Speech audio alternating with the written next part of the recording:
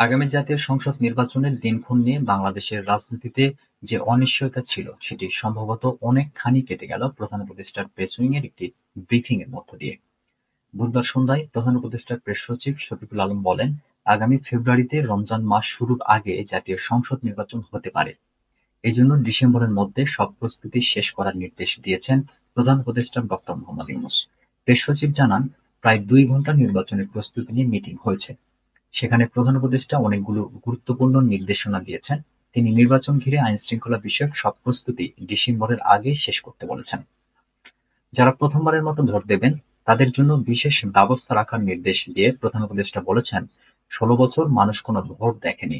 ভোটারের স্মৃতিতে আছে ভোট কেন্দ্রে মারামারি, ভোট চুরি। আগামী নির্বাচনে ভোটারদের যেন একটা ভালো অভিজ্ঞতা হয়, একটা সুন্দর স্মৃতি থাকে। প্রথমবার ভোট যারা দেবেন এটা তাদের জন্য গৌরবের।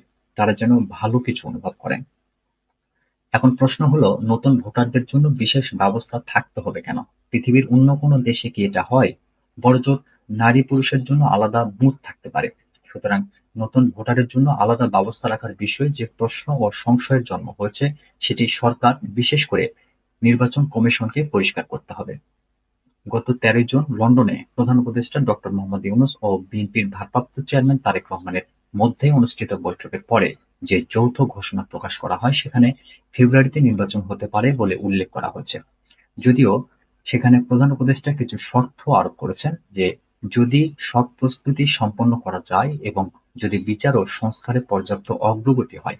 এই যদি কিন্তু ঘেরাটক থাকলেও রাজনৈতিক পরিসরে ফেব্রুয়ারি একটি বিশ্বাসযোগ্য ডেডলাইন হিসেবে অনেকের কাছেই গৃহীত হয়েছে। যেমন গত ৭ জুলাই সিলেট সফরে গিয়ে বিএনপি মহাসচিব মির্জা ফখরুল ইসলাম আলমগীর বলেছেন, তারা বিশ্বাস করেন সরকার ফেব্রুয়ারিতেই নির্বাচন দেবেন এবং নির্বাচনের মাধ্যমে দেশ সঠিক পথে অগ্রসর হবে। যতক্ষণ না নির্বাচনের তফসিল ঘোষণা হচ্ছে ততক্ষণ পর্যন্ত এটা বলার কোনো সুযোগ নেই রোজার আগে নির্বাচন হচ্ছে। এমনকি তফসিল ঘোষণার পরেও নির্বাচনের বিষয়টি শতভাগ নিশ্চিত হবে না। কেননা অতীতেও দেখা গেছে রাজনৈতিক অস্থিরতার কারণে তফসিল পিছিয়েছে। ২০০৮ সালের ২৯ ডিসেম্বর অনুষ্ঠিত নবম জাতীয় সংসদ নির্বাচনের আগে এরকম একটা নাটকীয়তা ঘটেছে। দেশের বর্তমান পরিস্থিতির সঙ্গে নবম সংসদ নির্বাচন পূর্ববর্তী পরিস্থিতির অনেক মিল রয়েছে। রাজনীতিতে অনেক কিছু যেমন পূর্বানুমান করা যায়, তেমনি এমন অনেক কিছুই ঘটে যা মানুষের ধারণারও অতীত। ৫ আগস্টের রাজনৈতিক পরিবর্তন সেরকম একটি ঘটনা। ওই ঘটনার পরে অনেকেই এখন এটা মনে করেন, বাংলাদেশের রাজনীতিতে আগামী ৫ আগস্ট কি ঘটবে সেটি যেখানে বলা কঠিন, সেখানে আগামী বছরের ফেব্রুয়ারিতে জাতীয় সংসদ নির্বাচন হবে সে বিষয়ে ৭ মাস আগে কোনো উপসংহারে পৌঁছানো যাবে না। কেননা বড় দলগুলোর মধ্যে শুধু বিএনপি আগামী ফেব্রুয়ারিতে নির্বাচনের ব্যাপারে বিশ্বাসী এবং তারা কোনোভাবেই এই ডেডলাইন পেছানোর পক্ষে নয়। কিন্তু এই মুহূর্তে রাজনীতিতে ফ্যাক্টর অন্যান্য দল, যেমন জাতীয় নাগরিক পার্টি, জামায়াতে ইসলামী, ইসলামী আন্দোলন বাংলাদেশ এখনো ফেব্রুয়ারিতে নির্বাচন হতে হবে বা হবে এমন কোনো শক্ত অবস্থান গ্রহণ করেনি। বরং নির্বাচন ইস্যুতে তাদের অবস্থান সরকারের মতোই, যদি বিচার ও সংস্কারে পর্যাপ্ত অগ্রগতি হয়। অনেকেই বলেন কাঙ্ক্ষিত সংস্কার, কিন্তু এই পর্যাপ্ত বা কাঙ্ক্ষিত সংস্কারের মানদণ্ডটি পরিষ্কার নয়। অর্থাৎ বিচারের কোন পর্যায়কে পর্যাপ্ত বা কাঙ্ক্ষিত অগ্রগতি বলা হবে এবং সংস্কারের কোন বিষয়গুলো সম্পন্ন না হওয়া পর্যন্ত এনসিপি বা জামায়াত নির্বাচনের ব্যাপারে আগ্রহী নয় তা নিয়ে এখনো ধোঁয়াশা আছে। এটা মনে করার যথেষ্ট কারণ আছে। নির্বাচন যত বিলম্বিত হবে জামায়াত, এনসিপি ও ইসলামী আন্দোলনের মতো দলগুলোর তত সুবিধা। কারণ সাধারণ কাণ্ডজ্ঞান, অতীতের নির্বাচনী ফলাফল, রাজনৈতিক দলগুলোর জনভিত্তি ও সর্বোপরি পারসেপশন ইত্যাদির আলোকে এটি বিশ্বাস করা মানুষের সংখ্যাই বেশি।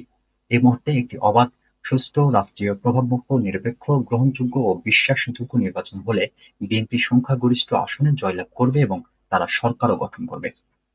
যদি তাই হয় তাহলে জামায়াত, এনসিপি ও ইসলামী আন্দোলনের মতো দলগুলোর কি লাভ? বিশেষ করে এনসিপি গঠিত হয়েছে যে জুলাই গণ-অভ্যুত্থানের সামনের সারিতে থাকা তরুণদের নেতৃত্বে। নির্বাচনের পরে যদি বিএনপি সরকার গঠন করে তাহলে তাদের ভাষায় কাঙ্ক্ষিত সংস্কার ও বিচারের ধারাবাহিকতা বজায় থাকবে কিনা সেটি নিয়ে এনসিপি সন্দিহান। সন্দিহান বলেই তারা বারবারই বলছে বিচার ও সংস্কারের আগে নির্বাচন হতে পারে না। যদি এনসিপি, জামায়াত ও ইসলামী আন্দোলনের মতো দলগুলো সত্যিই ফেব্রুয়ারিতে নির্বাচনের ব্যাপারে একমত না হয় তাহলে কি রোজার আগে নির্বাচন হবে? যেহেতু সেনাপ্রধান প্রথমে বলেছিলেন ১৮ মাসের মধ্যে নির্বাচন হওয়া উচিত এবং পরে তিনি ডিসেম্বরের কথা বলেছেন। ফলে এই ইস্যুতে সেনাবাহিনীর ভূমিকাও বিবেচনার বিষয়। নির্বাচন হলেই কি সব সমস্যা সমাধান হয়ে যাবে? তা হয়তো হবে না। কিন্তু এখন যে ধরনের সরকারহীনতা এবং সরকারের ভেতরে অনেকগুলো ছায়া সরকার তৈরির ফলে কোনো প্রতিষ্ঠান ঠিকমতো কাজ করতে পারছে না এবং কোথাও কোনো সিস্টেম নেই, অন্তত সেই পরিস্থিতি অবসান হবে। দ্বিতীয় যে প্রশ্নটি জনপরিসরে আছে তা হলো আগামী নির্বাচনে বিভিন্ন গোষ্ঠীর মব কতটা চ্যালেঞ্জ তৈরি করবে। উত্তর হলো সেনাবাহিনী যদি মবের বিরুদ্ধে কার্যত কঠোর অবস্থান গ্রহণ করে তাহলে পরিস্থিতি ভিন্ন হবে।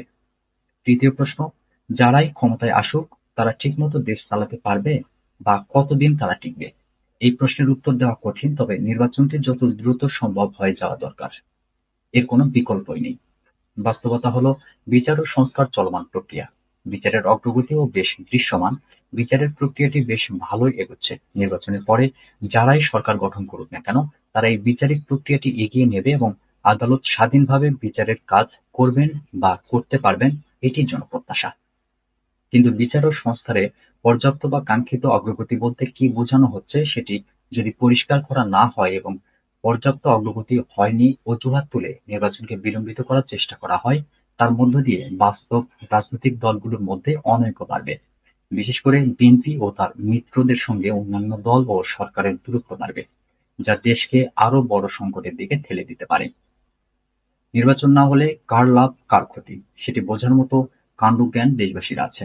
কিন্তু সঠিক নির্বাচন হলে কোন দল সংখ্যাগরিষ্ঠ আসনে জয়ী হবে সে বিষয়ে কিছু ধারণা করা গেলেও সবসময় সব ধারণা সত্যি নাও হতে পারে। বাংলাদেশের রাজনৈতিক দলগুলোর যে জনপ্রিয়তা বা ভোটের অনুপাত হিসাব করা হয় সেটি নির্ধারণ করা হয় মূলত ১৯৯১, ১৯৯৬ এবং ২০০১ সালের জাতীয় নির্বাচনের ফলাফল দিয়ে।